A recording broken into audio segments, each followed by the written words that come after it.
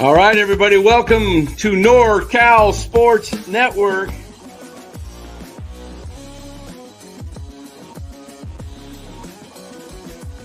And this is the same hat that Brock Purdy's dad wears. Chat loves it when Marty Lurie comes on. Anytime you lose a game this time of year, when you can't go backwards, it's a problem. All right, everybody, welcome on in. NorCal Sports Network, Sunday night, 8 o'clock out in California. And we've got the great Ned Colletti joining us, and we're going to talk Major League Baseball, free agency, LA Dodgers, San Francisco Giants, whatever else comes up, but we're going to get right to it. All right, welcome on in, Ned. Good to see you. Good to see you, Danny. Love the Expo hat. Yeah. Yeah, that's one of the great logos of all time. Too bad. Absolutely. Yeah, one of the best. Yeah. A lot of your listeners don't even know what that hat means. Yeah. I remember watching as a kid, Jerry Park. Right. Yep. Jerry Park, where the old it's just like a swimming pool behind it. Oh, yeah. It was a public park. Yeah, just a public park. Absolutely. Yeah, north of the city a little bit. Yeah. Yeah. So anyway, we've been doing some baseball coverage pretty much around the clock, talking, what's happening in the hot stove here, going in the winter meetings are started. The GM meetings just finished up last week, and Giants sending their new GM, Maniason, and Buster Posey going down with them. Did you know much about Maniason, the guy they hired? No, I know the family. I knew his grandfather actually. Eddie was ran the Westin Hotel in Chicago, where a lot of teams stayed, and his dad worked for the Rangers for a long time. And now you got two brothers running two teams in California. That's pretty cool. Yeah, Angels and Giants. Yeah, so interesting. They're both running the show, and we'll see if they hook up and maybe make a deal or so. That would be kind of an interesting. That'd be a first as well. You're right. That'd be pretty interesting. Yep. So, but the news out there right now is the hot. Everybody's want to see where Juan Soto ends up, and we've been on the show. We've been talking about it's going to be. I kind of got it narrowed down to three teams. I think it's one of the New York teams or the Dodgers, and I've got this theory with the Dodgers, and it may or may not come to fruition, but my thought on it is the Dodgers have so much money, and they made a lot of money this year just on Ohtani. Everybody thought, they're not going to make money on a guy they signed for $700 million. Well, they made over $100 million just on Ohtani. And I'm thinking to myself, the Dodgers are in this win now mode, and they've got Betts and Freeman. Freeman's at the end of his career. He's got 3 years left on his contract, but maybe you get 2 really good years out of Freddie. Maybe you get the third, but then Muncy's getting older. He's on his last year of his contract. Betts is getting up there. Ohtani's already over 30. How many 26-year-old superstars come around? You must be talking to Scott Boras. Have you been talking to Scott Boras? You sound like Scott. No, you're right. There's very few players that are his age that become free agents. That's because, when you start early in 19, 20 years old and you have the kind of career that he's had, you get the choice with the dollars attached sooner than later. And, we'll see. I think there's probably other people that they're really kind of focusing in on. You've also got to have the fit for the team and make sure that he's the right fit. But they're talking about moving Mookie back to the infield. Right. So, that might be the precursor to doing it. But there's no doubt that I think all three teams that you mentioned will be involved. And one of them may be involved just to raise the price on the other two. Right. Because you get into the luxury tax situation, and it does make people stop and think a little bit before they maybe not do that move, but perhaps do a second or a third or a fourth move. So we'll see. But I think you got the right three teams. I'd be surprised if anybody else got involved there. Maybe Right. San Diego if he had a good time there. If he enjoyed it there, might be something there. But I think that they're going to be after the same Japanese pitcher that the Dodgers and a few other teams are going to be trying to court in Right. a few weeks. Right. Yeah. I could. It's just, to me, it seems like, I've seen how this works. Guys that get to a certain level, when you're making that kind of money, and you're going to be making, whether it's 600 million or 650, a lot of times it comes down to winning and enjoying yourself. And I mean, the Dodgers have not missed the playoffs since 2012 was the last time they were not in the playoffs. So, And almost made it that year. We got eliminated the next to the last day. I was still running the team then. that's right. That's right. It was the first year of Guggenheim Sports Partners, and I worked as the GM there for 3 seasons with them, and we won the next 2. But we got eliminated the next to the last day. I think the Giants eliminated us, in fact. Wow. In 12. Okay. Now, what's interesting is, so since 13, they've won the division every year except 21. Yep. They fell a game behind the Giants, but then they made up for that and beat them in the NL division series. And so the Dodgers have that to over anybody. I mean, I'm thinking the Yankees. Last time they were in the World Series before this year was 2009. The Mets, 2015. And the Yankees have been in the playoffs a lot, but they haven't done much. And they have to get Juan Soto in a way, because they're really not that great of a team without him. You are right. And, it showed in the World Series. I was surprised at how they played. And, they couldn't have played that way all year and won what they won. So I was surprised at just the presentation and how they went about their business. Anybody can have a bad week, but that's a tough time to have a bad week. But you're right. You take him out of that lineup, it's not very good. It's got a lot of holes. It has a lot of holes. It's just kind of average after that, and it really exposes Aaron Judge even more. Then, yes. Well, you need the combination of good players hitting around each other. Otherwise, there's going to be a trickle-down effect to the players who are still there. I think if the Yankees get him, it costs them a minimum of $700 million over 14 years. I don't see how, unless they just say, you know what, we're not going over 600 million. That's our bottom line, and that keeps the price a little lower. But they have to. I guess if they don't get Soto, they could pivot and try and go get Santander and from Baltimore, and maybe try and sign a Corbin Burns or something to beef up their pitching staff and spend their money that way. But no doubt you'll be able to spread it out a lot better than just one player. And, it's going to be an interesting debate because, Ohtani's, because so much is deferred, it's going to be, teams will be looking at the present value of his deal, which is like $46 million a year, not the 70. But chances are Scott's going to be looking at 700, no matter how it's paid off, right, or paid out. Right. Scott wants to have the highest. Doesn't he No a guy doubt. that wants the highest contract? No doubt. Ever? Yeah. So, yeah. But you make a good point too. I don't know how many teams can really get into the conversation even. It's going to be over 5, right? At least. Oh yeah. Yeah, he turned down 440 a few years ago from Washington. Who's capable of doing that? Well, I think who's got New York the team teams around them to support that. Yeah. Yeah. You mentioned the 3. That's the 3. Yeah, that's the 3. Now listen to this, Ned. I came up with this, and I'm thinking the Dodgers are financial guys. Guggenheim. I've been given tickets from Guggenheim to sit right behind home plate with the Dodgers because I sell. Guggenheim's one of the companies I represent. If the Dodgers wanted to get creative, they can give, say, 14 years, and they can pay him like $35 million a year, which amounts to about $490 over. He makes about $35 a year.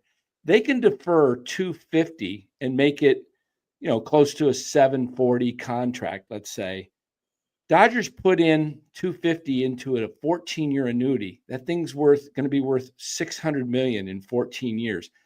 So in essence, they made $350 on the deal, and they pay him really only the $490 because the other money they're putting in, it's their money and they're making money on it. They turn around and pay Soto out 10, 20 years deferred, and it's not costing them anything because they made money on the annuity just with interest. And it's a wonderful plan. And Guggenheim, that's what they do. I've done it for clients myself. I think if they can convince Soto that to take a little less, but you're going to be set for until you're 50 or 60 years old with checks coming in every year for $10+ million a year, maybe 20 million if he wants it over 10. I mean, to me, it's simple. Go sign with the team that is you can pencil in the playoffs opening day. I mean, and then you make more money. You make more money. You make World Series money. You enjoy the relationships. And one of the things that really struck me this year, Ned, just last week, I heard Aaron Judge talk about his time with playing with Soto. He said he was so impressed with leadership skills of Soto that he was a leader in the clubhouse. He was led by example, always out there taking BP early, late. He was a guy that really, really wants to win. And you get around guys like Freeman and Betts and Kershaw. I heard Rojas say the other day that Freeman and Betts and Kershaw were all over everybody, making sure that they did their job, and they watched those three in their work ethic. Even though Kershaw was not playing much, he still was the big leader. He's been the longest tenured Dodger there. So everybody's looking at those guys. So you bring in another guy, and I'm thinking the Dodgers, why wouldn't you do it? Because you could end up having a cap coming at some point where you can't sign a guy like Soto. Well, there won't be no cap. You don't see that happening. That'll be a big, long strike, huh? No, but you make good points. There's no doubt that there's big time discussions going on. That's how they think. Just the way you laid it out too, from the financial aspect of it. That's how they think. Everybody was taken aback by the Ohtani deal, and then you see how it's structured, and you know how they think, and you go, what a brilliant deal for everybody. And obviously it paid off huge. Yeah. And I'm just thinking as players get together, Soto's been in the league since he's 19. So he's been playing 7-8 years. He's won a World Series championship. He's lost in the World Series. But in between, he hasn't really made too many playoff appearances. No, but not that's not his fault necessarily. Right. But if he really wants to win, the word out is that he wants a team. He wants to know. I mean, Shohei set the standard last year. He wants to know everything. What's the organization's plan? What's your plan going forward? Who you got in the minors? Who are you going to else bring in? And what's your plan to keep this going? Not too many teams can say that. Even the Mets and Cohen got rid of DeGrom and Scherzer, kind of rebuilt it, but he spent the money and then he got rid of it and he's going to reload it. But, he doesn't seem like this. I mean, it's a pretty good place to play anywhere you play in with those fans back in New York. But I do think it comes down to those three teams. And I think if it gets into a bidding war, Cohen's crazy enough maybe just to outbid them all. But I'm going to hold on to the Dodgers. I think it would be,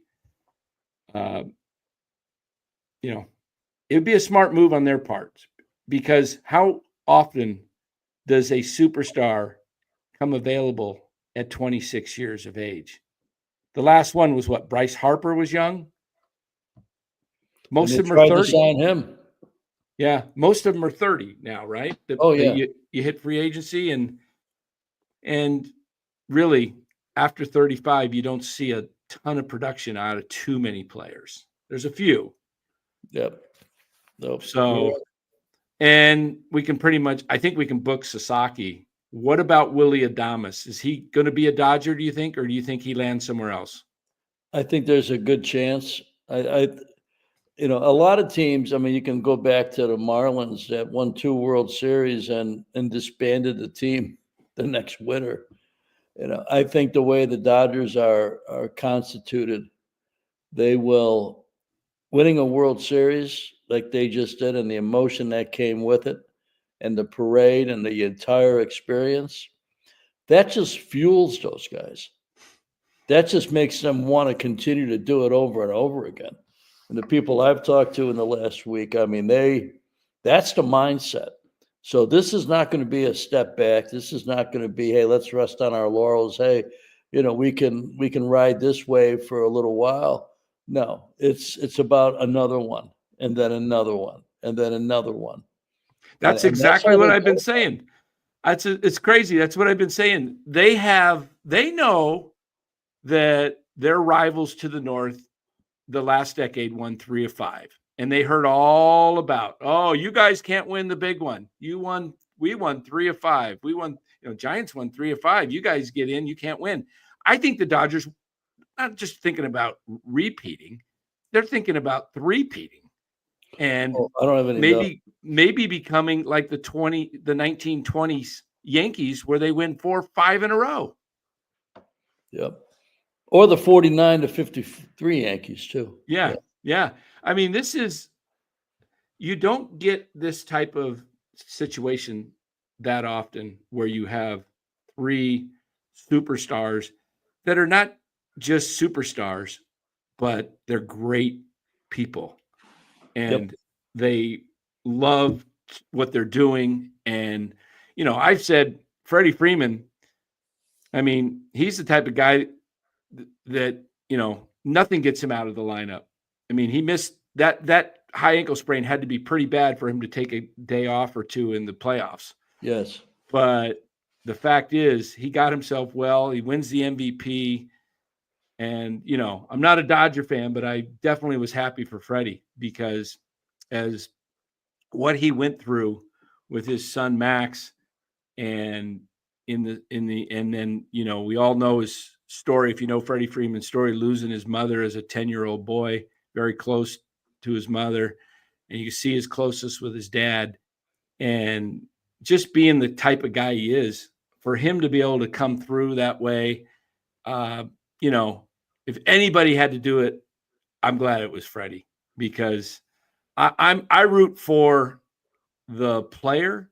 I mean, I'm a diehard Giants fan, but as I get older, I now root more for the players a lot just because, you don't want to see anybody fail really, but when guys that are good guys and they've done the work and they come through, it's good to see. So I think the fact that they have these guys and it's a limited time, it can close quickly, the door.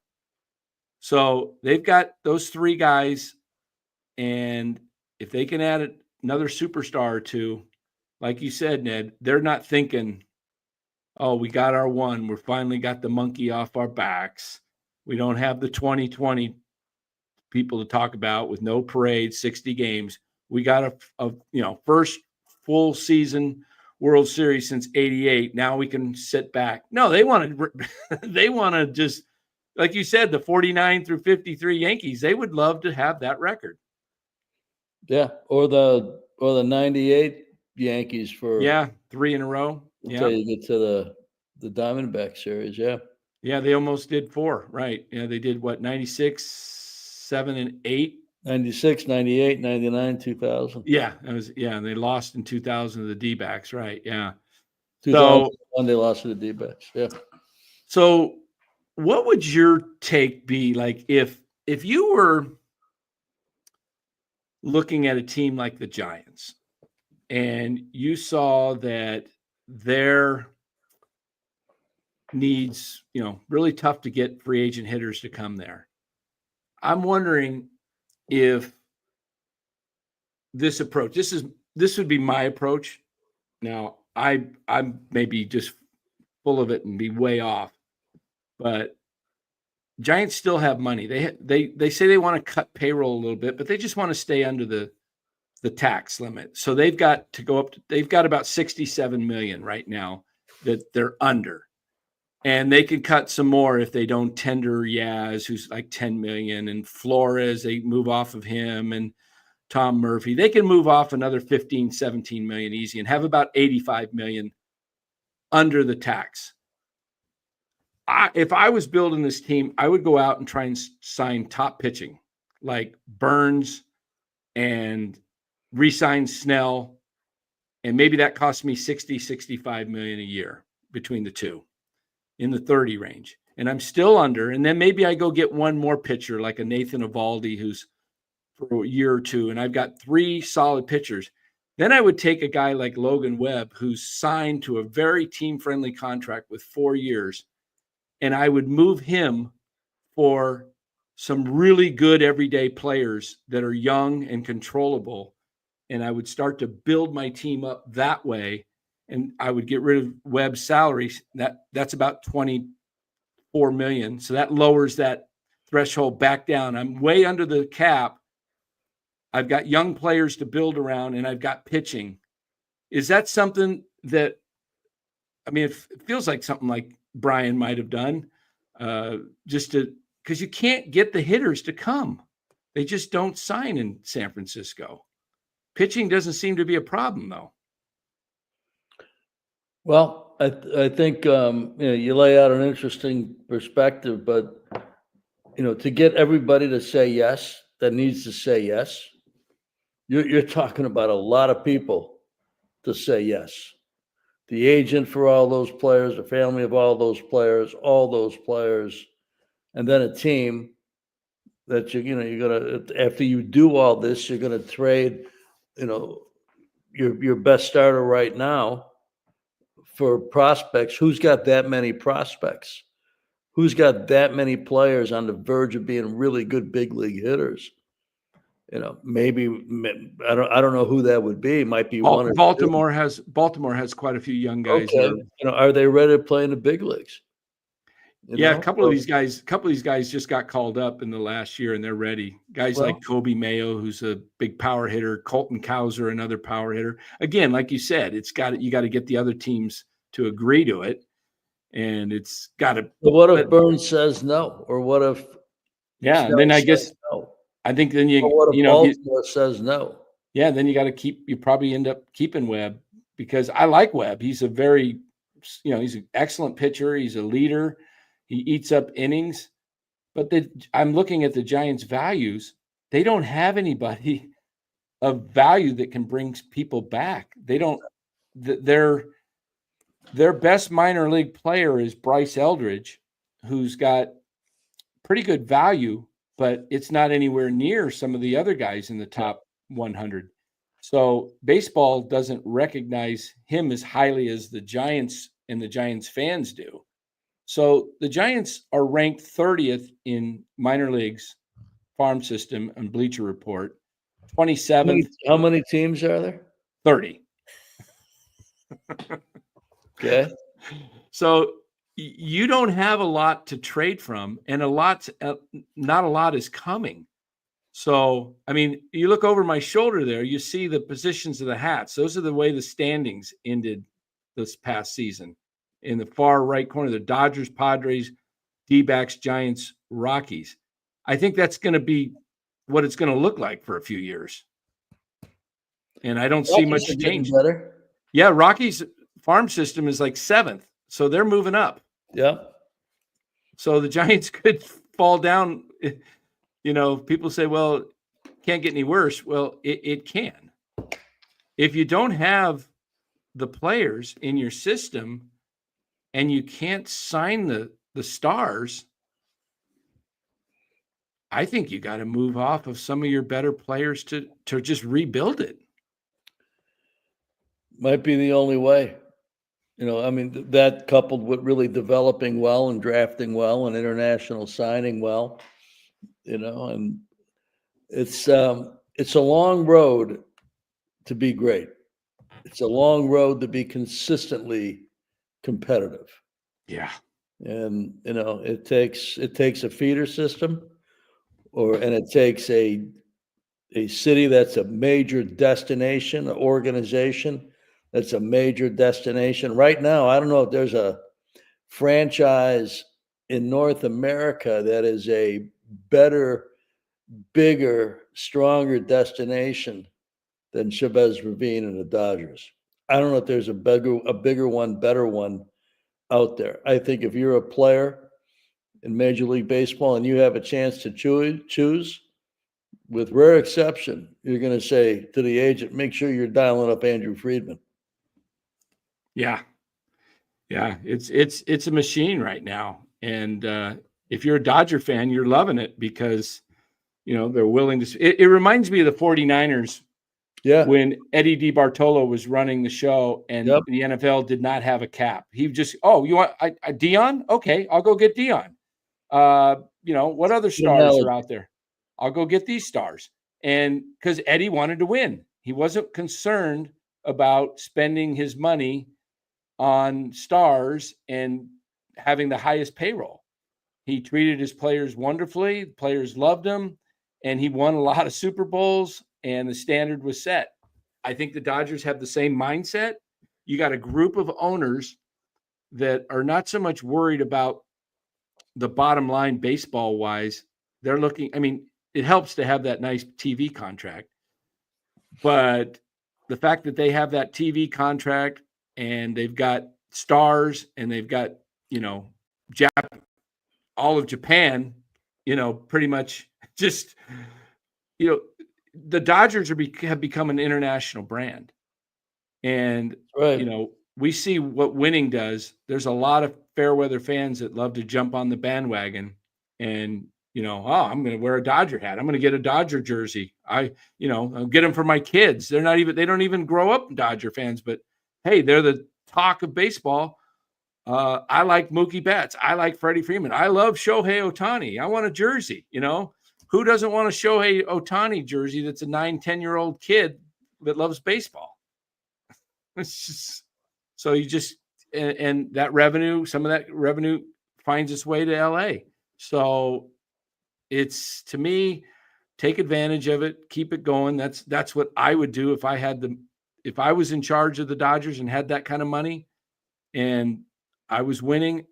Because as you know, Ned, anything can happen in baseball. Sometimes the best team doesn't win. The teams get hot, injuries happen. Yep. They almost lost to the Padres. So the fact that they almost lost to the Padres, I think, was like, we can't just sit on this. We got to make ourselves better. And we can't let the Padres get better. Yeah. Well, they know how to make money. They know how to win. They know how to put together great teams.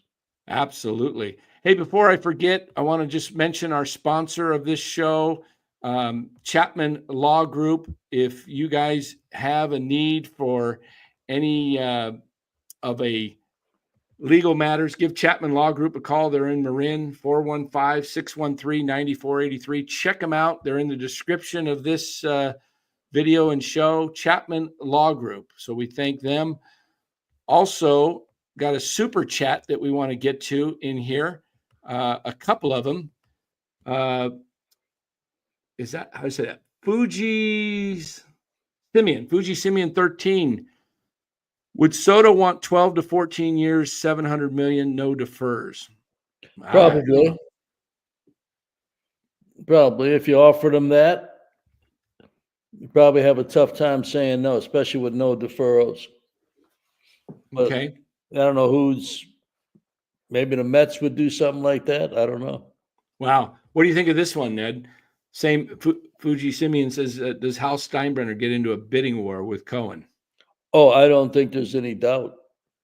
I think that they will, and it's funny how many times Scott Boras has had, he's a tremendous agent, but how many times things kind of work out. And I know the last couple of years have been a little bit uneven for him, but how many times things work out. You've got the three biggest markets in the game that are all going to be ringing his phone, including two that are great rivals. Just, this is perfect storm for him. Oh yeah. And so, yeah, with Hal and Mr. Cohen, yeah, more than them trying to outbid each other, I think they both would want the player. That whether or not they could be in two different coasts, they would still want this player. That they happen to be, neighbors. On the back page of the New York Post every day. Wow, it's just makes it better for the Soto group and Scott. If you were placing odds or a bet with your, hypothetically speaking, who do you think lands him? Oh, I don't know. I have no idea who's going to offer what. Yeah, I think the Mets may offer more than anybody. But what's important? Is it the money? Or is it the stature of the franchise? I mean, the Mets didn't necessarily have stellar starting pitching. Right. Where are they at? Because are you going to sign Soto and are you going to sign somebody to go along with them that can pitch, that can lead your rotation? I mean, there's a lot to it. But I think that, I'd be surprised if the Mets, if he wants to go to the Mets, I think that they'll be able to figure out the finances. Yeah, I'm sure they will. But there's no other team in baseball that can put 4 million people in the stands on a season. No. And probably draw just as much on the road because of and Soto seems like a guy that would love the animosity of people getting on him on the road. He kind of he thrives on this stuff. So one more from Fuji. Simeon says, lessons Freddie says his mom instilled into him. Maple Leafs rule and don't follow his dad by being a Red Wings fan and never cheer for the Habs. Okay. So Fuji must have a little hockey fan in you there. Yeah, Freddie's from Canada, isn't he? I think so. Yeah. Yeah, he is. He is from Canada. So no Montreal Canadiens. Okay. No. All right. So yeah, that's an interesting take there. Guys, by the way, we've got Ned here. If you have questions that you want to ask directly to Ned, ask him in the chat. We'll try to get to those. Anything you want to ask Ned regarding baseball, maybe even some hockey. The Sharks are starting to play better and win some games. Tonight. Big win, 1-0 in Jersey. Jersey's a really good team. Yeah. Yeah, and they are playing very well. And the kid Celebrini's back now. He's healthy again. Yep. Very good. He's special. Very special. And Ned, you're with the Sharks. You're a scout. You're watching what they're doing. They were almost on top of the world 5 to 8 years ago. They were in the Stanley Cup Finals and didn't quite get it done. Fallen on some hard times, but they're rebuilding now. And they're not trying to win the cup this year. It's like the Giants in a way. You have to build it from the ground up, and they've never done that. The Giants. You have to have the courage to really tear it down to the bottom. Unless you're an 85 plus win team, 85 to 90 now, then okay, you keep rolling, but when you're trying to be 500 and you're in this division with 3 teams that are all capable of winning in the 90s, you've almost got to build it down, tear it down and build it back up. Mike Greer's done a phenomenal job in San Jose. Inherited a lot of contracts that were tough to move. and ended up moving pretty much all of them and gave them cap room, different setup financially because of the cap, but really has done a phenomenal job with it. But, it's painful winning 19 games, which is what last year was. Right. I mean, you have to sit through that. And, I don't know the tenor of the Giants ownership if they want to sit through a 70 or 75 win season. I don't know. Do you trade Logan Webb right now? Forget the other things you said about starting pitching. Do you trade Logan Webb and to Baltimore and get 2 or 3 great young players and continue to develop your pitching and go that route? How long is that going to take you? It may take you a while. It may be the best way of getting there too, though. But see, you don't know. That's why I always say the thing that you have to be really good at and really honest with is evaluating your own players, especially your minor leaguers. You got to know who they are, how they think, and what they do. It's unfortunate because since their last playoff appearance, I mean, they made it in 21, but prior to that, it was 16. And then they really started falling down on hard times, but they never rebuilt. They wouldn't use, so they kept trying to keep it going. Ownership did not want to tear it down. I think if they would have just said, hey, look, we've had a great run. We won 3 in 5 years. Now in 17, we lost 98 games, I believe it was, 96 or 98 games. 18, they didn't get it done. It was time to say, you know what? We're going to just reload it. You guys did it. You did it in with Brian in 04. You started. The 95 and 96 teams, I think, were both 90-loss teams. Yeah, they were horrible. And then you guys made some trades, won the division 97, had 8 straight winning seasons through 04. You left in what? After the 05 season? Yes. Okay, so 05, it started to start losing. 05, 6, 7, and 8. You left in for 06 to the Dodgers, but you guys had drafted Matt Cain in 02, and then you started, I think you had just left when they drafted Lincecum and Bumgarner and Posey. And there's that same year, Tim and Scherzer were drafted in that within 4 picks of each other. So they started doing that. The Giants were down from 05 to 08, all losing seasons, 4 straight seasons. And then 09, they started winning, and then 10, the rest is history. I don't know why the organization would do that again, because the worst place you could be is right where they've been, in the middle. It is the absolute worst place you could be. And I have told people this. I would rather see the Giants lose 90 to 100 than win 80 or 82 and miss the playoffs, because what are you doing? You're going nowhere year after year after year. You're drafted in the middle of the first round. Yep. And man, and it's frustrating. And this is why people, some people get on me about the Webb thing. I'm not anti Logan Webb. I think he's wonderful. I love Logan Webb as a person. He's a leader. But I look at the Giants roster and I say, who would anybody want on the Giants? And on the big league roster, it's Logan Webb. Maybe it's Elliot Ramos, but you don't get rid of a 24-year-old player who's just made the All-Star team. I don't think that's part of maybe your future. Yeah, exactly. He played great for him. Yeah, and then they really don't have anything else. Bailey's a good catcher, but they're going to keep him. But you don't have all these guys to build. So if you're going to rebuild, it's what all teams, organizations have to do in sports.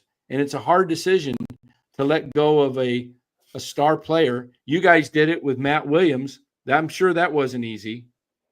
Nope. It set us up, though. Yeah, exactly. That winner set us up for really a good run, very good run. Yeah. So Freddie was born in the U.S., his parents in Canada. Okay, yes. Thanks, Fujisumi. And then, okay, here's the deal. Would Hassan Kim accept a 1-year prove-it deal with San Francisco? What do you think? Not by choice. Okay. by all I've got is that. Mm. It would have to be where that's his only opportunity. See, I've got a few more questions here. This is from one of our good followers here. Truth Hurts Wilkie. That's Don in Indiana, all the way from Indiana. Says he sees Soto as a DH in 5 years. He's brutal in the outfield. What do you? He's asking us. I'll defer to the expert. He's not a great outfielder, so might be right. And which takes you then to the Dodgers situation. They've already got a guy that's going to pitch. I don't know if he's going to be pitching in 5 years, but he'll be DHing. How are you going to get them both time? And it really kind of restricts you. I mean, one of their great players this year was Tio Hernandez, who wasn't necessarily a great outfielder, made a great throw in the series, but another guy that can really, really hit and run, produce, and a great guy in a room. When you can only have so many DHs, Right? and you got to have defense. So that's not a bad question there. That's actually a very that question will be discussed by every team involved with Soto. It's interesting to me because I look at, I played center field, shortstop, but I could also pitch in anywhere else. But first base was fairly easy to pick up. I mean, it takes time. You have to work at it. But Shohei's such a great athlete, and he's got some nice height to him. I could see him, if you did have Soto as the DH 5 years from now. Yeah, well, that's all possible. That's What about this? That's a ways away right now. Yeah. I think they want to win now. They'll worry about that later. I think the next 5 years, the Dodgers are looking to try and win it every year. I would say Tio to that question there. I would too. Yeah, he was such a great player. Kike is one of the great, maybe one of the best October players. Oh man, I've ever seen. Yeah, the hotter the lights, the better he is. But Tio, people love Tio, and he loved being a Dodger. And we'll see how that one goes. Would you rather sign Tio for $120 million for 4 years than spend $700 million for 14? Say that one more time. Would the listeners out there, if they follow the Dodgers, would they rather sign Tio 30 times 4, 30 times 3, than 14 and 700 for 14 and Soto? Would you rather spend your money on one player, less money, less term,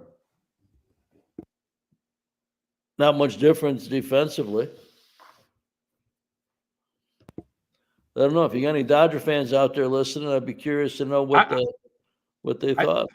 If you had to pay that kind of money, I bet you could go out and get yourself re-sign Tio, get Adames, and you're going to probably get Sasaki, but he's not going to be a lot of money, not as much as some of the others.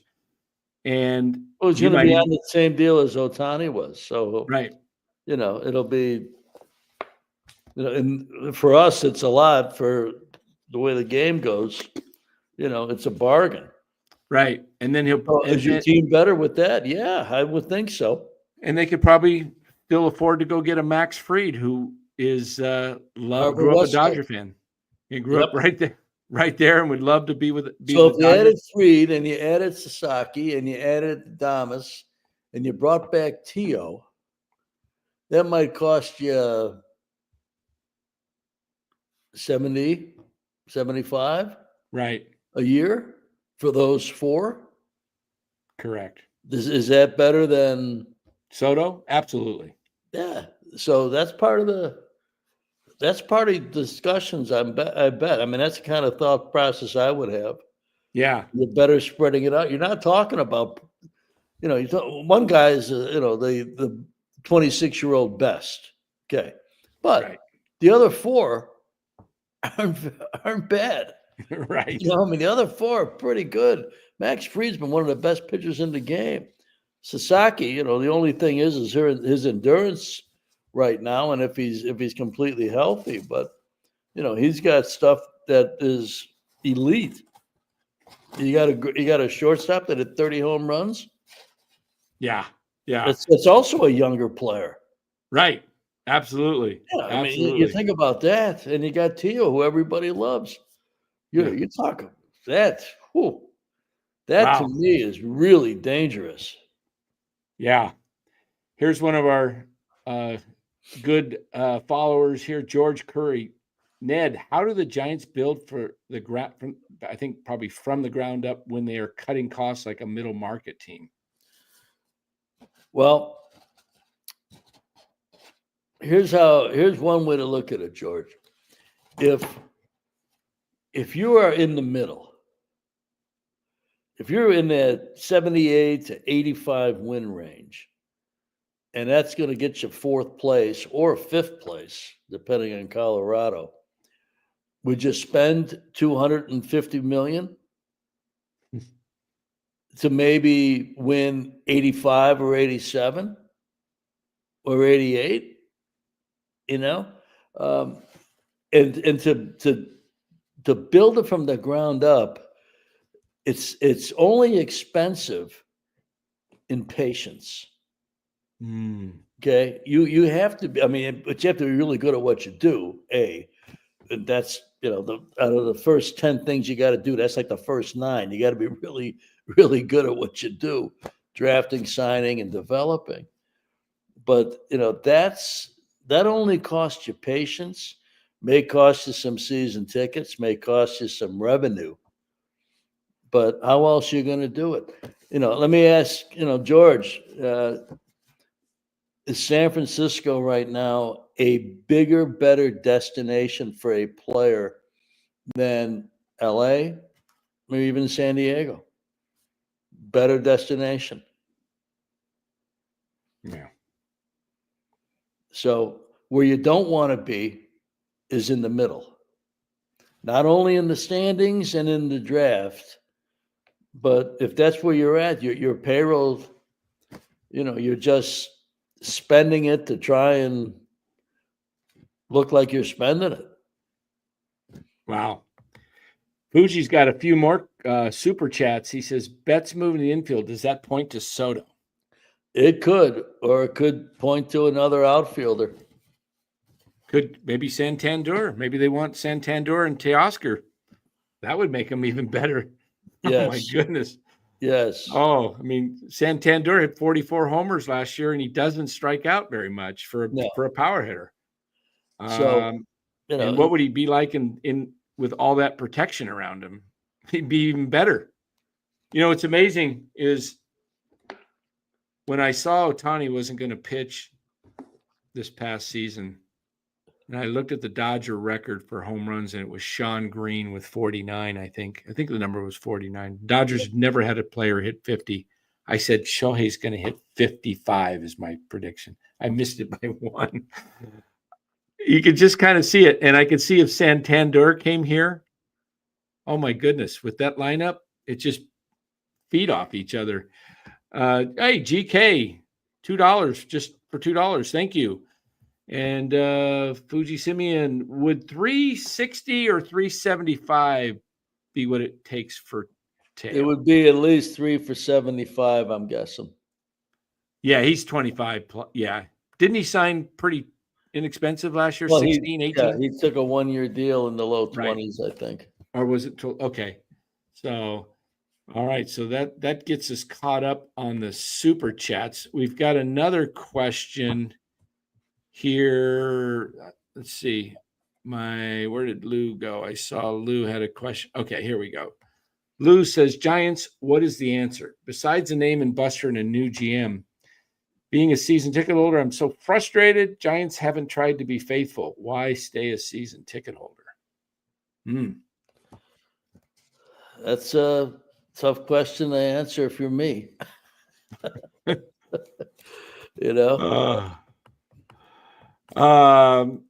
Yeah, Bud, this is why I don't think the Giants have a chance at Soto. If Soto is concerned about his Hall of Fame numbers, he'd stay with the Yankees. That's short porch. That's a good point. That's a very good point. You're right. Well, I don't think he's coming to San Francisco. No, I don't even get caught up in it. I think you nailed the three teams. I mean, there may be one more out there that we're not thinking about. Let's see let's see what else do we got in here. Question for Ned. Okay, what is this one?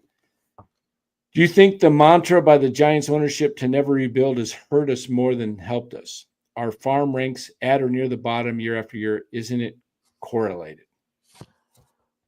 Ooh. Well, I can only go back to my time there, and ownership was so persistent and driven to win. And coming after the candlestick years where, drawing 2 million fans, I think they did it 3 times in 40 years. So it was dangerous to rebuild. You didn't know what the fan base was going to do. Then Pac Bell Park came online, and SBC Park, on and on, AT&T, and now Oracle. Then that happened, and it changed. But the team was good too. The team was competitive. The team played well. The team was entertaining. The team had a lot of good things going for it. And you're right, Danny, had a little bit of a lull in the early, 05, 6, 7, and 8. Right. But then you're winning 3 World Series in 5 years, and you're selling every seat. It's tough to do it, but you go back to one of the moves we had to make to stay competitive. We're going way back now. We signed Michael Tucker and lost the draft pick because we needed the current player. Mm-hmm. To keep the ball in the air, so to speak. So, I don't know what the thought process is now. I don't pretend to know. Much respect for them. They've been tremendous. So one of the great stories, I think, in all of sports, what they've done and how close they were to leaving at one point for Toronto and at one point for Tampa. And, right. And they've not only stayed, but it's become a great baseball city. It's one of the best. That park during the World Series years was like Petco Park. It was rocking. It was the place to be. Well, even before that, even in the first Open, 2000, for probably 15, 16 years. I mean, it was strong. So when you see that and when you experience that, it's tough to go back to, losing. It's just tough. And we went through it in San Jose in the last couple of years. It's difficult. Everybody in the business is competitive. Nobody wants to sit there and get beat 4 out of 5 games, over and over and over again. But sometimes you have to do that. Until San Francisco is a destination again, I think it's, they've got to become a destination. They've got to become a place where people don't look for the to use one of Scott's terms, the pillow contract for a year or 2 years with a player option, because those are deals that, you got guys just coming through. Fans have a tough time relating to guys that are just hired guns for a couple of months, 6 months, and then they're gone. They got to get guys like Chapman that decided he wanted to be here for a long time, but they need more than Chapman too. Yeah, they can't. Yeah, they need like 3 or 4 guys more like Chapman, and then they need a pitching staff. Right. So, Exactly. these are all tough things, and that's why, the ability to sustain success can never be discounted, and it's tough. It's tough to do. Mm.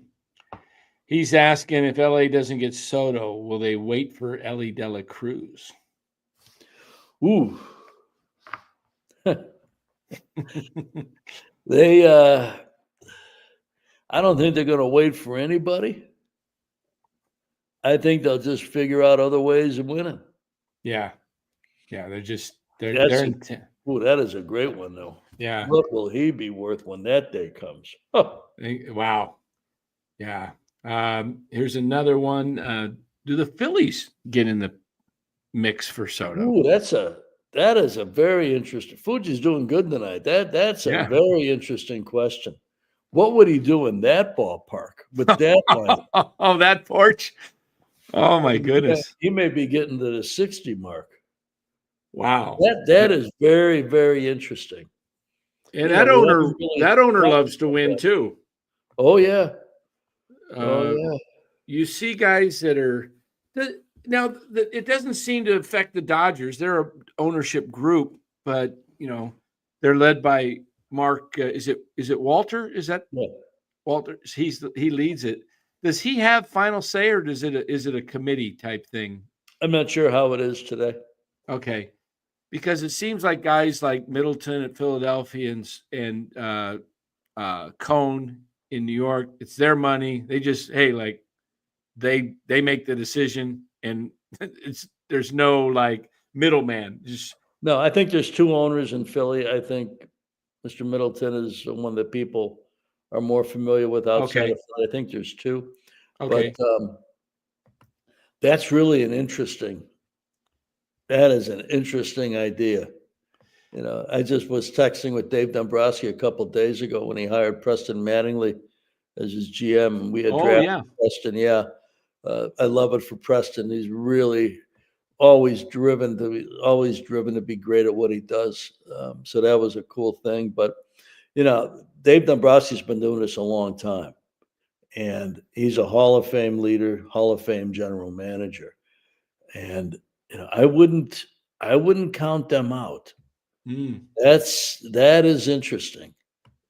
That is interesting, and I mean and Middleton has some relationship with Scott after the Bryce Harper thing. And you got to think Bryce Harper will be selling Philly to Juan Soto oh a yeah, long, hard way, right? that's right, that's right. So that is interesting. What he would do in that ballpark and that lineup. Oh, Yes, that, there was a question. I'm trying to get to the other question. I can't find it. There's so many in the chat, but it was to this extent. I think it was Don from Indiana mentioned something about, do you think they might be moving Betts to the infield to try and go after Luis Robert from Chicago, the White Sox? I think that they're trying to probably do at least two things. One is to open up a spot for somebody to be determined. But I think they also think it's going to be easier on Mookie's body going forward Mm, to play in the middle of the diamond in the infield than playing in the outfield. Because the conversation happened as soon as the World Series was over. So, it wasn't something anybody was searching for an answer for. They made the announcement. They made it public. So I think it's two things. I think it opens up a spot, but I think it also is what's best for Mookie's career going forward and his longevity. He's a tremendous player. They talk about MVPs. yeah. How many superstar players do you have that can play right field, center field, second base, shortstop, and Wow. will do it and can hit first, second, or third in your lineup? How many players would actually say, "Yeah, I'll do that. You want me to do Yeah. that? Yeah, I'll do that." And, Really? and the thing I love about Mookie, he's probably, if not the best ambassador for the sport, he's right up there. He is just a first-class guy. I saw, what was it in the I don't know if it was playoffs or somewhere. I saw, maybe it was just in the season, that somebody in the outfield stands caught a first home run, Oh yeah, and he was asking for the ball, knowing that it was that yeah, player. And then he went out the next inning and brought the guy a bat. yes. I That was mean, maybe a year ago. I think it happened in okay, Cincinnati. But yeah, I mean, he's, if it's the age-old debate. Most valuable player. What's the most valuable player? Who's the player of the year? Like there ought to be two awards many years that signifies the best player in the league, different from the most valuable player. Because I don't know that anybody could be more valuable than Mookie, right. and including Ohtani. Ohtani, the greatest player in the game, player of the year. Most valuable player, though, is a guy that played in the middle of the diamond. Yeah, And then, plug the hole and for then him. is a gold glove outfielder. Right. Can hit first, second, or third, plays the entire game. 5 tools plus the 6th tool of huge intellect and understanding of what needs to be done, when and where.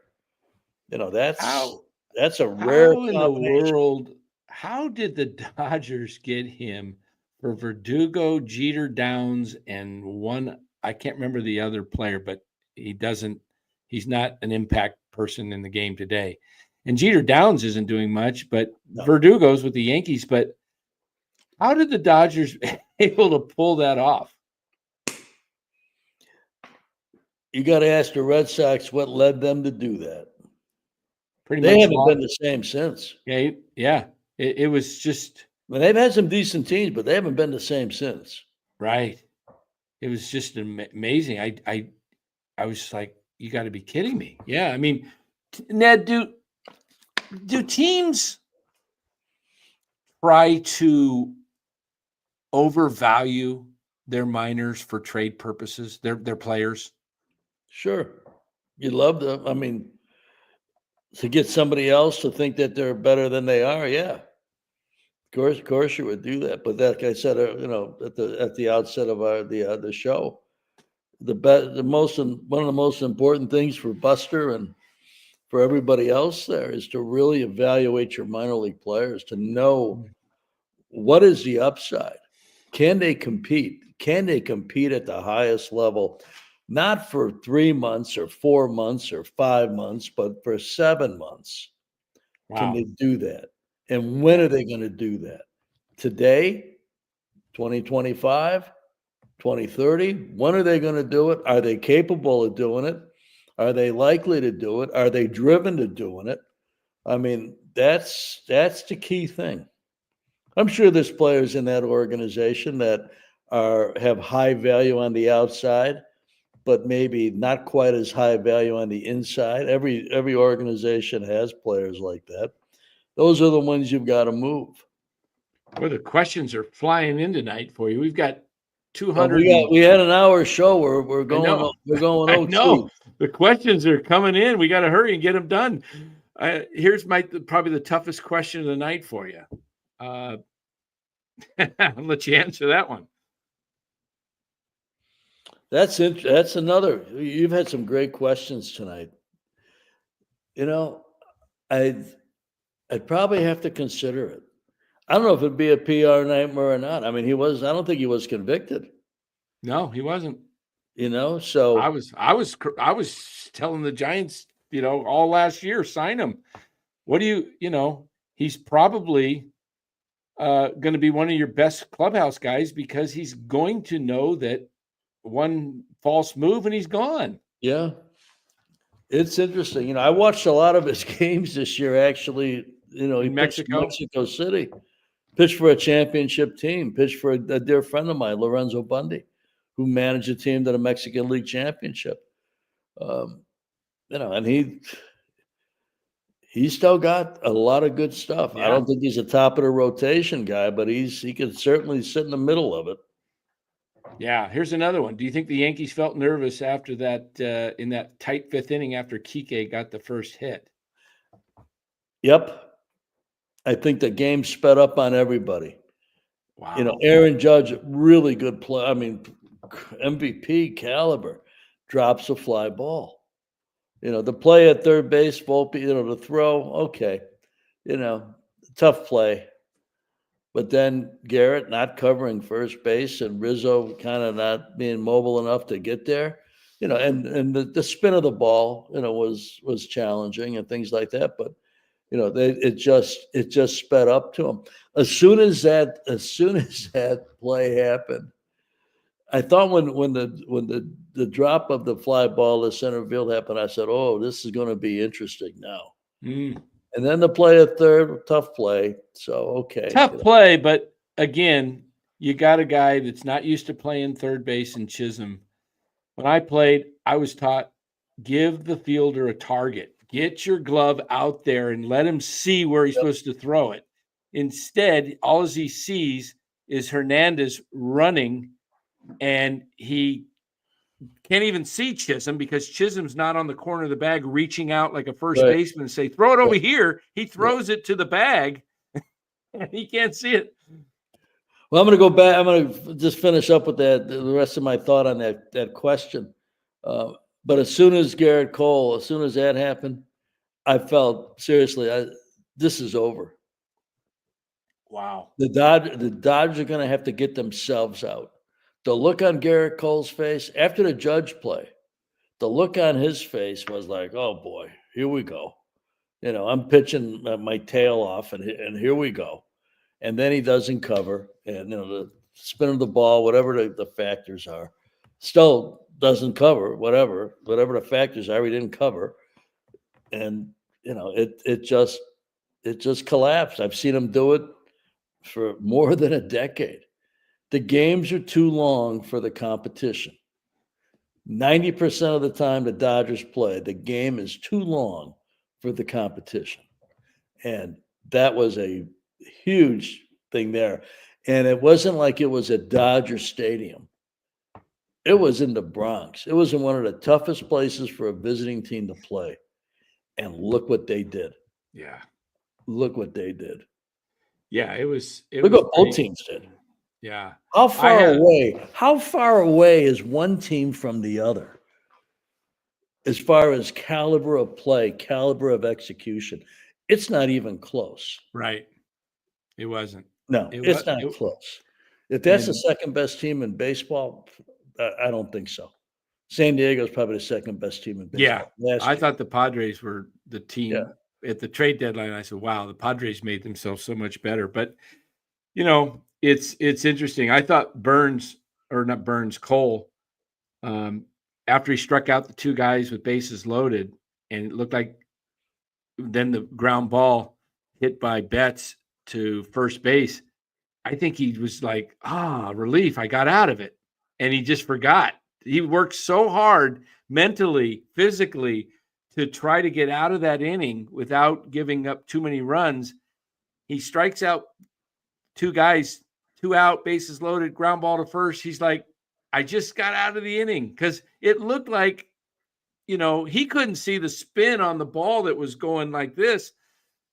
But if Rizzo had charged that, it might have been a Bill Buckner between the legs situation.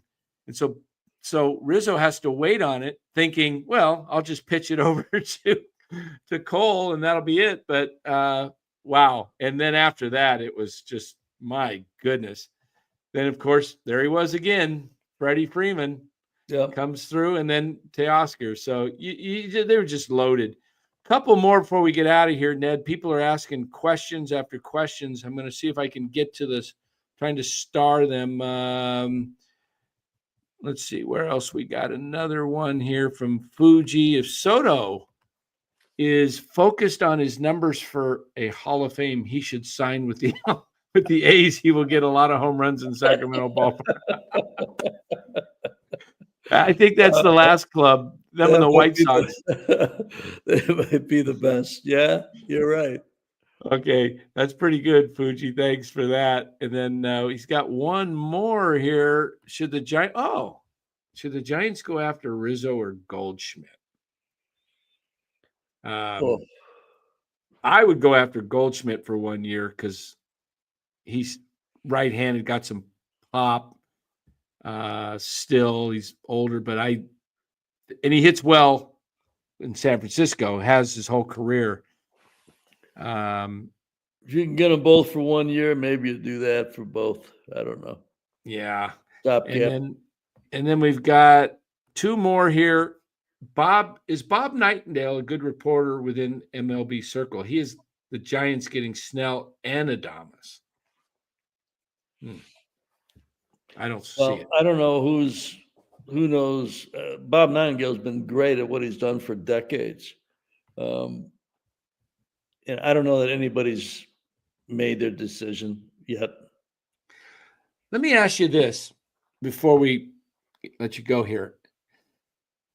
Boris came out and said he's in no hurry to sign Soto. He'll wait until he gets his deal, even if it goes into spring training. Yeah. Is after last year's fiasco of a few players not signing of his, you had Montgomery and Snell, the pitchers, both had, Snell got off to a rough start first half. Montgomery had a horrible year. Do you think that's a bluff, a Boris bluff? Because I think he's going to sign. I think it gets done in December. That's just my gut tells me that. But what do you think? You think he'll wait it out again? What good does an agent what good does it do an agent to say, yeah, I hope to have this done by Thanksgiving. Right. Yeah, I hope to have this done by Christmas. You never do that. Right. So you say you're going to be patient. You'll wait. Yeah. And you're hoping somebody on the other side gets anxious. That's just negotiation. Whether you're talking about a used car or whether you're talking about a 26-year-old superstar. That's just smart negotiating. Now you ran into there's some baseball circles where age has been kind of come up, and it just came up last week. San Diego was going after supposedly a 14-year-old phenom, and they found out he's 19 from the Dominican. Other players falsified their ages in the Dominican because of their record keeping isn't the greatest. Is it possible that Juan Soto, could he be older than 26? I have no idea. I would doubt it. Yeah, because he sure is one hell of a ball player since he was 19, and I've never seen anything like it at that age with that plate discipline at 19 years old to be able to, But I guess you just take a chance. Like that. Yeah, he is one hell of a player, but the Yankees better hope they get him because I don't think the Yankees make it back anywhere near the World Series without Soto unless they take another direction. But they had something good with Soto and Judge in that 2-3. Well, maybe they do what you're talking about and continue to take the Soto money and go with 3 or 4 more people. Yeah. I think this is going to be our last question of the night here because I've got so many more in the hopper, but we can't get to them all. What do you think? Toronto for any possibility? I don't see it, but for Soto's purposes. I never forget about Toronto. Players get paid in U.S. dollars. The Canadian dollar, I'm not sure where it's at today, maybe 80%. So you're making 20% in the place you live for half a season on top of everything else. They have very, very rich owners. They have very, very good front office. And, they were one of the first teams to start drawing $4 million. They filled it was called the Sky Dome back then, 50,000 a night. And it's a great international city. I would never rule them out. Players, don't like the idea of going through customs half a time, half a season, things like that. But it's a great place to live. It's a great place just all the way around. And they have good front office. That's That to me would be intriguing. They might be in the running for Sasaki too. Wow. They were in the running for Mr. Otani. Yeah. But I would not rule them out. You've had some great questions tonight. I got to get rolling, but Yeah, we're gonna let you go here, man. yeah, We've got a great audience here. We've got a great baseball audience, Ned. I'm gonna let you go. I'll wrap this up, and we'll talk later because I want to talk. I want to talk to you about a few things about what we texted about. And thanks again to Ned Colletti for giving us his time tonight. It's always a treat having you, Ned. It's the chat loves you. They ask for you all the time, and they showed up tonight in a big way. We've got between Twitter and YouTube, we've got almost 300 people watching right now.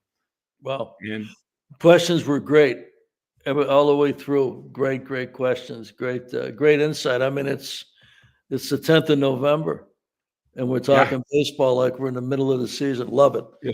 Great fan base here. Take care, Dan. Thank you, Ned. Take care. Yeah, all right. The great Ned Colletti joining us here on NorCal Sports Network. Guys, you came up with some great questions, and, we're going to try and make Ned a regular here. We're going to work on that and see if we can do something with Ned, whether it be once a month or twice a month, but where you guys can ask him the questions. So really appreciate that. Let me see if there's any other questions that are in the chat so many. Ben Bamboo, Josh Bell is a banger too. Been watching him for years. Lefty first baseman with power, unlike Wade. Yeah, I take Bell probably over Wade for sure. What else we got in here?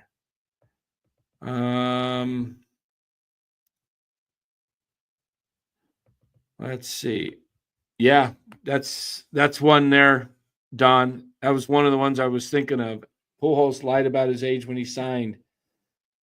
Albert Pujols is listed as 42 years old, but that could be false, according to the former MLB executive. Yeah, the executive with Miami. I remember reading that. Can't remember his name. David something, the executive with the Marlins. Yeah. What else we got in here? Hey, did you guys hear?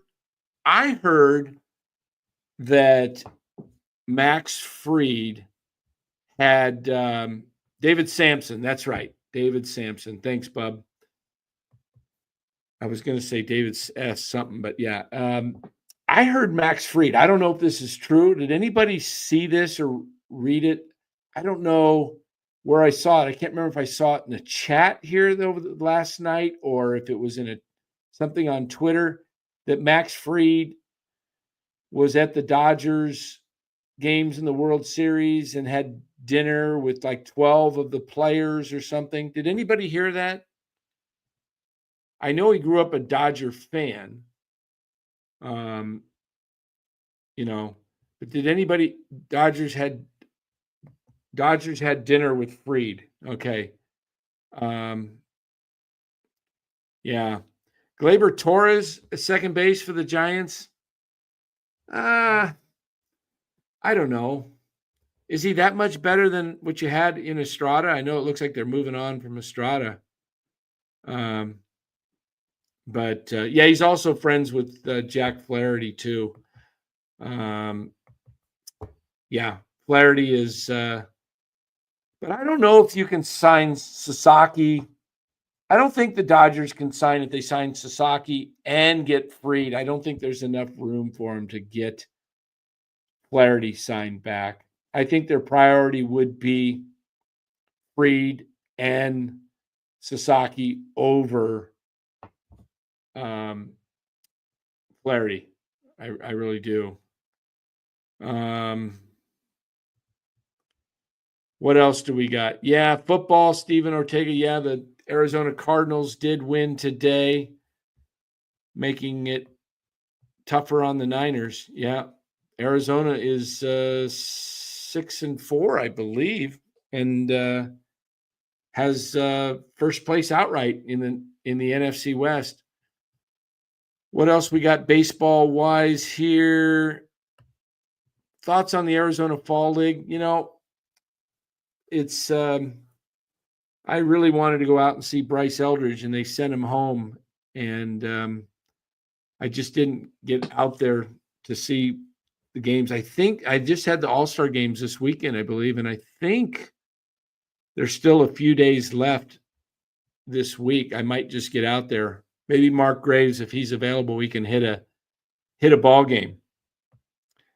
Yeah, the Detroit Lions came back to win. They were down 23-6 or something like that to the Houston Texans, and they came storming back to win 26-23. Lions go to 8-1. They are the team to beat, my opinion, in the entire NFL. I think they're better than the Chiefs. Chiefs got a lucky win today on a last-second blocked field goal, which really, for all intents and purposes, was the distance of was an extra point. They had the ball on the 15-yard line, which is where extra points are, right? So it was like a 33-yard kick and just a gimme, and it got blocked. Will Sabalas be good? I don't know. He wasn't that great with the Braves. He's got some power, a little bit of pop, but we'll see. We'll see. Giants just don't have what it takes, guys. I don't really think they have the guys. This is why I've been, talking about you should look just at doing a rebuild. Do a real rebuild. And just get this thing going. It's going to take a few years, but do it, rebuild it, tear it down and rebuild it. The Giants are just going to upset a lot of people who think they're going to compete. They're not going to compete unless they make some really stellar type trades. Hey guys, we've got a lot of people watching. If you would do us a favor and hit the like button just go ahead and do that right now. Hit that like button and subscribe. If you're new to the channel, please hit the subscribe button. Really helps out the show. Let me just see how many likes do we got right now on this live stream. Let me look. I have to look it up on my phone here. Bear with me 1 second. We're live here. Give me a second as it runs through the ad. 1 sec here. Okay. Hold on. Okay, we got 83 likes. Let's see if we can get to 100 likes, guys. Let's see if we can pump that up. If you guys would just go on YouTube, just if you're watching on your phone, hit the little X where the chat is. It'll hit the thumbs up. Really would appreciate it. We've got 84, one more now. 16 more to 100 likes. That would really be nice. Kicks it out. YouTube helps us out with the algorithms. And Don says 88. Okay, maybe mine didn't refresh. Oh, there it goes, 89. All right, 11 more to 100. Yeah, just hit the like. I know when I'm watching other people's chats, sometimes you forget to do it. You're just busy with the content and looking at it. And then, I know all the content creators say, hey, would you hit the like? It really does make a difference. We found that YouTube, for whatever reason, the more likes, the more they spit the thing out to more people. And same with the views, 91 likes. Very good. 9 more, guys. Here we go. 91. Hit that like button and get us to 100. I think we've done 100 once or twice before of likes in a show. But guys, also want to tell you about videos. We are putting out some really good videos. They're anywhere from like 6-7 minutes long to maybe 18 minutes. Check out our videos. We'll be coming out with some more videos, different topics. If you've got a topic that you want us to cover, go ahead and make a comment in the YouTube videos off the channel. And, MF, I want to get Jared Goff on. I have his contact. I don't know if the Lions, I don't think the Lions have had their bye yet, have they? Whenever the Lions bye week comes up, I might try and reach out to him. I don't want to bother him during the regular season. These guys' lives are too busy. And, he might just want to just take a week off and just not be bothered. But I'll see if we can try and reach out to Jared. Former Cal player. I have some contacts. Guys, we're 3 likes away from 100. Only 3 likes. Don pushing us. Thank you, Don. Yes, guys, we'll be getting, hopefully in the next week or two, we'll get Casey Schmidt to join us. Okay. Talked to Casey the other day. He'll be looking to join and get him on as well. I love Casey. He told me he was out on the golf course and he told me he was going to be fetching a lot of balls. He's a character. Casey, you got to love Casey Schmidt. 98 likes, 2 more likes. Also, where are we on the let me check our subs. If you haven't subbed to the channel yet, I want to look at see where we're at live with subs. Hold on here. I'm just going to pull up our analytics. Somehow, I don't know what I did here. Engagement, audience. Where's my subs? I don't see the subs. Maybe Ryan could figure it out. We have put on a ton of subs, guys, in the last month. Been working hard. We appreciate you guys all subscribing to the show. And that means a lot.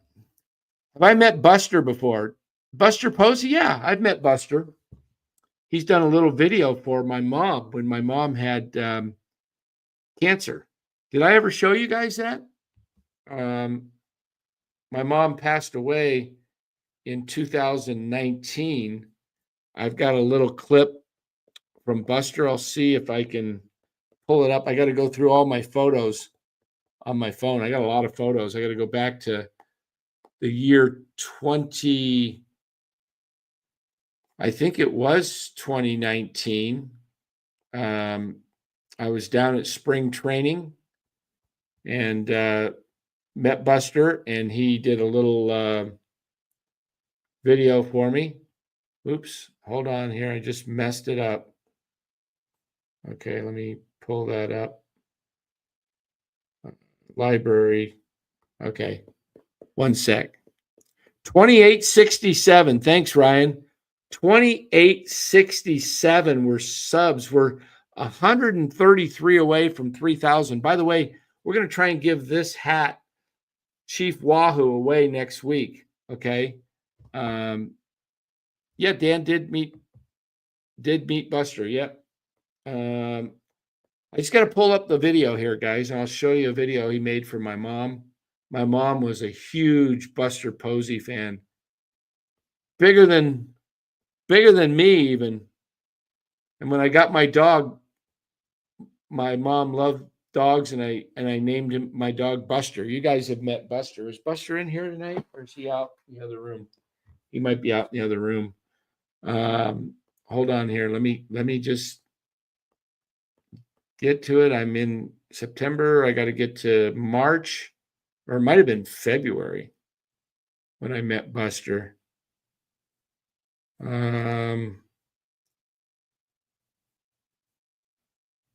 I know I put it on my Facebook page too. Trying to find it.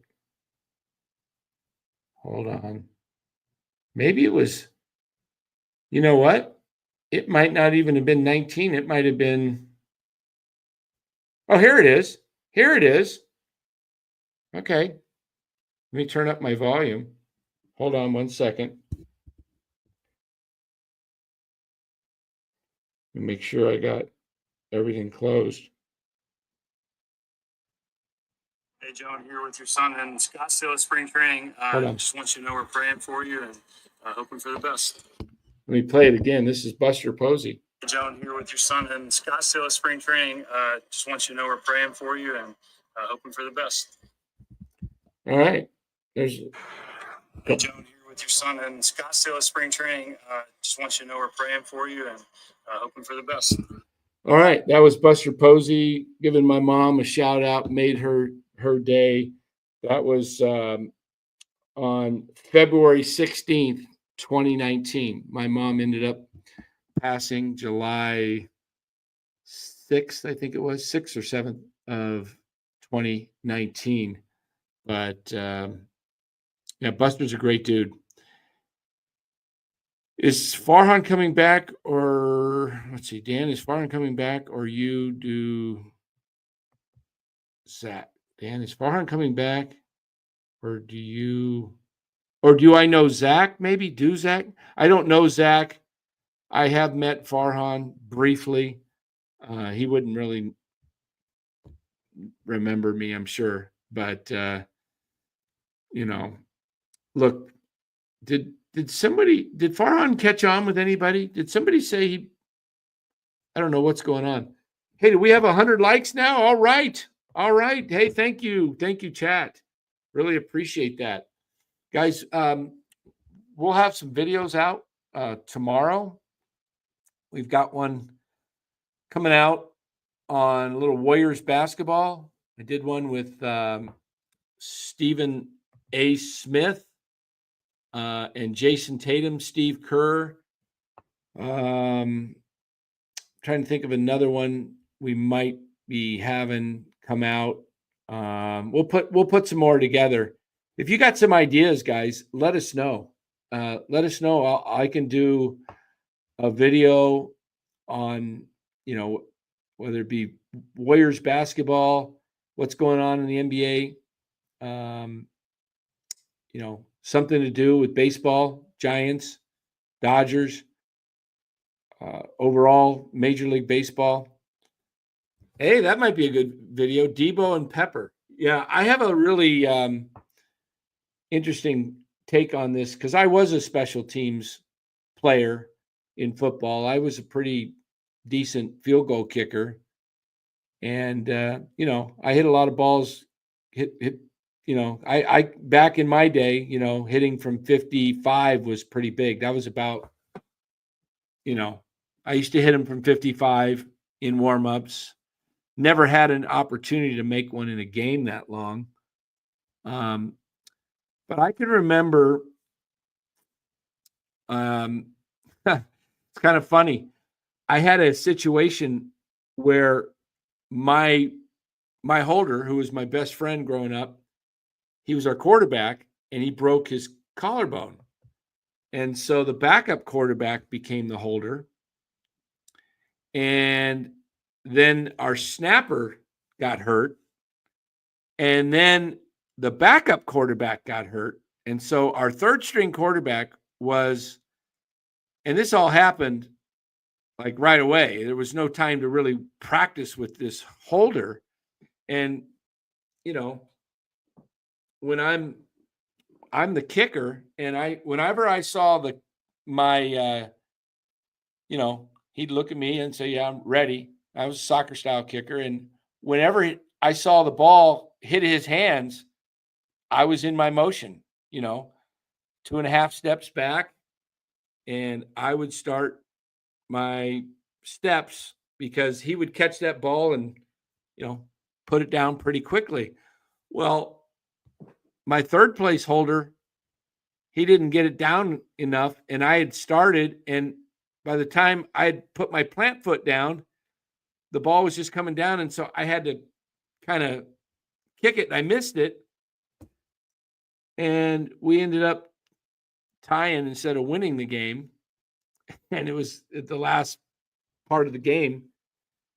And I could tell you that there was a lot of people, a lot of the players who worked their butts off in practice, and they're hitting and they're sweating and they're, and I'm over there just kicking on the side and no stress, no, there's no real exertion.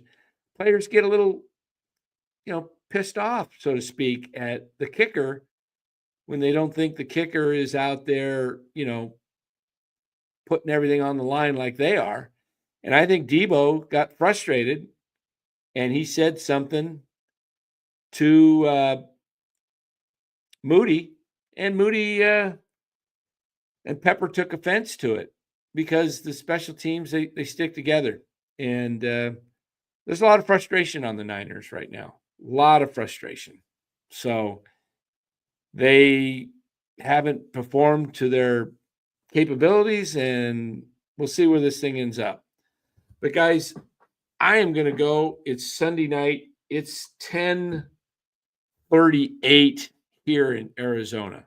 So I'm going to run, and I want to thank you guys for watching. Appreciate you guys subscribing and liking the videos. This particular show, we've got how many likes? We're up to 104. Thank you. And hopefully they'll grow. So hit that like and subscribe. We are going to, and I'm sorry I couldn't get to all of your chats. You guys make the show. So appreciate all of you being in the chat. It really does mean a lot to us. And let me get the music to get us out of here. Let us know your thoughts in these videos. Tell us what you want to see. If you want to see something different, we'll try to open it up more too for guys to come in. And thanks again to Ned Colletti for joining tonight. Very special to have Ned on. And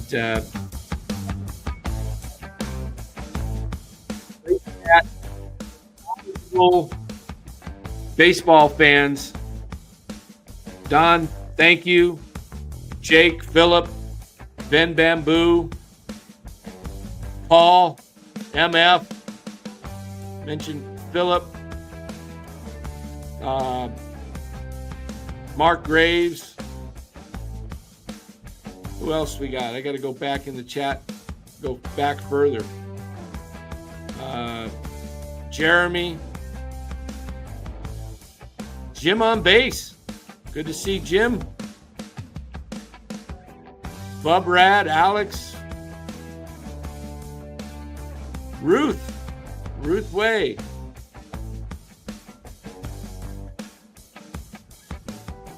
Okay, Ruth has had a comment.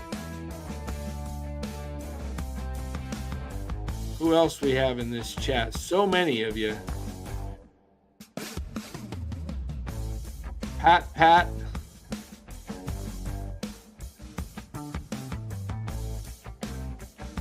Trying to see who else we got. M. Sir. Guys, thank you so much for being here tonight. I know I couldn't get all of you. I mentioned Ben Bamboo, San Jose Sharks, Daniel Silveira, GK, Fuji Man. Thanks for all the donations. Fuji Simeon, 13. Knocking it out of the park tonight. Thank you so much. Wow. Can't thank you guys enough. Again, I mentioned Mark Graves, one of my great mods. Always a help on this. Producer Ryan, doing a great job. Morkatna, see you out there. Joe Schmo. Kyle McKiernan, TN, longtime listeners. Kyle's been with us since day one, an OG. Nando. Guys, thank you so much. Really appreciate it. Kevin, Dodgers Guerrero. Great to have all of you in the chat tonight. And really, really appreciate all you do. Let me see if I can course, there's Kyle. Kyle, good friend of the show. Liam. Missed out on Liam all the way from the United Kingdom. Hello, Liam. Good to see Liam in here. All right, let me catch the last chats before we get out of here. Anybody else? I'm scrolling. Hold on here. There's a lot to scroll down to the bottom. 1 second. Let me get down to the very bottom. See, a lot of times the last chat, somebody puts up something and I've already closed it out and didn't see what they put, and I wanted to put it up there. So I'm going to look here. Man, we got hundreds and hundreds of chats tonight. Okay. So I think that's it. Paul, gone but not forgotten. Let's see what else we got. I think that's it. Dan, you should get No Filter Network on. Okay. We'll try and do that. You're talking about Will Clark and I know who you're talking about. Will and guy that played for the A's. All of a sudden, I'm drawing a blank with his name. But yeah, I've reached out to Will. I'll keep trying. I like that, Ben. I like that. Suggest mini docs. Okay, narrated pieces. You and the history of Giants players, memorable games, GMs like Ned Colletti and Save, complete with music and your voiceover like Ken Burns does. I like that, Ben. Thanks for the idea. Yeah, Burns. Thank you, Mark. Thank you very much. All right, guys. Thanks again for being here. You're the best part of NorCal sports. Have a great evening. See you tomorrow.